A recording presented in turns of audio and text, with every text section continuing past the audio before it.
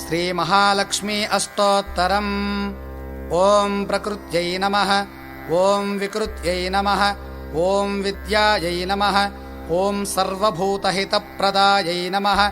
ఓం శ్రద్ధాయై నమః, ఓం విభూత్యై నమః, ఓం సురభ్యై నమః, ఓం పరమాత్మికాయై నమః, ఓం వాచే నమః, ఓం పద్మాలయాయై నమః, ఓం పద్మాయై నమః, ఓం శుచయే నమః, ఓం స్వాహాయై నమః, ఓం స్వధాయై నమః, ఓం సుధాయై నమః, ఓం ధన్యాయై నమః, ఓం లక్ష్మ్యై నమః, ఓం నిత్యపుష్టాయై నమః, ఓం విభావర్యై నమః, ఓం ఆదిత్యై నమః, ఓం దిత్యై నమః, ఓం దీప్తాయై నమః, ఓం వసుధాయై నమః, ఓం వసుధారిణ్యై నమః, ఓం కమలాయై నమః, ఓం కాంతాయై నమః, ఓం కామాక్ష్యై నమః, ఓం క్షీరోదార్ణవసంభవాయై నమః, ఓం అనుగ్రహప్రదాయై నమః, ఓం బుద్ధయే నమః, ఓం అనఘాయై నమః, ఓం హరివల్లభాయై నమః, ఓం అశోకాయై నమః, ఓం అమృతాయై నమః, ఓం దీప్తాయై నమః, ఓం లోకశోకవినాశిన్యై నమః, ఓం ధర్మనిలయాయై నమః, ఓం కరుణాయై నమః, ఓం లోకమాత్రే నమః, ఓం పద్మప్రియాయై నమః, ఓం పద్మహస్తాయై నమః, ఓం పద్మాక్ష్యై నమః, ఓం పద్మసుందర్యై నమః, ఓం పద్మోద్భవాయై నమః, ఓం పద్మముఖ్యై నమః, ఓం పద్మనాభప్రియాయై నమః, ఓం రమాయై నమః, ఓం పద్మమాలాధరాయై నమః, ఓం పద్మిన్యై నమః, ఓం పద్మగంధిన్యై నమః, ఓం పుణ్యగంధాయై నమః, ఓం సుప్రసన్నాయై నమః, ఓం ప్రసాదాభిముఖ్యై నమః, ఓం ప్రభాయై నమః, ఓం చంద్రవదనాయై నమః, ఓం చంద్రాయై నమః, ఓం చంద్రసహోదర్యై నమః, ఓం చతుర్భుజాయై నమః, ఓం చంద్రరూపాయై నమః, ఓం ఇందిరాయై నమః, ఓం ఇందుశీతలాయై నమః, ఓం ఆహ్లాదజనన్యై నమః,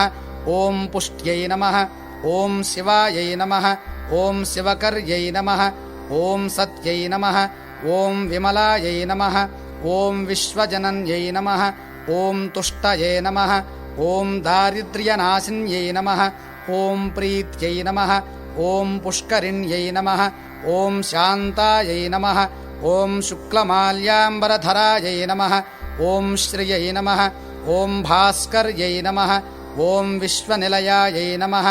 ఓం వరారోహాయై నమః, ఓం యశస్విన్యై నమః, ఓం వసుంధరాయై నమః, ఓం ఉదారాంగాయై నమః, ఓం హరిణ్యై నమః, ఓం హేమమాలిన్యై నమః, ఓం ధనధాన్యకర్యై నమః, ఓం సిద్ధయే నమః, ఓం సదా సౌమ్యాయై నమః, ఓం శుభప్రదాయై నమః, ఓం నృపవేష్మగతాయై నమః, ఓం నందాయై నమః, ఓం వరలక్ష్మ్యై నమః, ఓం వసుప్రదాయై నమః, ఓం శుభాయై నమః, ఓం హిరణ్యప్రాకారాయై నమః, ఓం సముద్రతనయాయై నమః, ఓం జయాయై నమః, ఓం మంగళదేవ్యై నమః, ఓం విష్ణువక్షస్థలస్థితాయై నమః, ఓం విష్ణుపత్న్యై నమః, ఓం ప్రసన్నాక్ష్యై నమః, ఓం నారాయణసమాశ్రితాయై నమః, ఓం దారిద్ర్యధ్వంసిన్యై నమః, ఓం దేవ్యై నమః, ఓం సర్వోపద్రవవారిణ్యై నమః, ఓం నవదుర్గాయై నమః,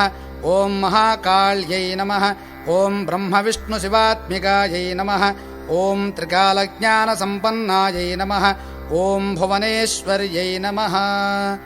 ఇది శ్రీ మహాలక్ష్మీ అష్టోత్తరం సంపూర్ణం. సర్వదేవతామంత్రాత్మకమైన ఈ నవవిధ అష్టోత్తరములతో ప్రతిరోజు పూజించిన వినిన శ్రీదేవి అనుగ్రహము లభించును.